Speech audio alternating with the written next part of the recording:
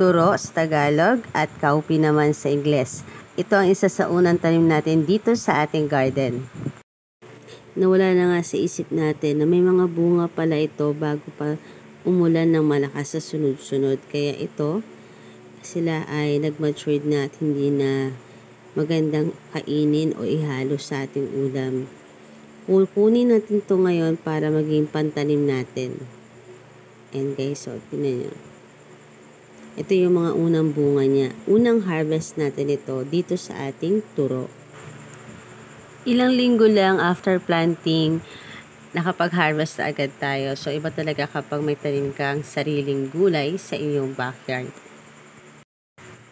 Kaya kung may konti space ka lang sa bahay nyo, pwede rin sa container, meron ka na o pwede ka na magsimula ng iyong sariling vegetable garden sa iyong bahay.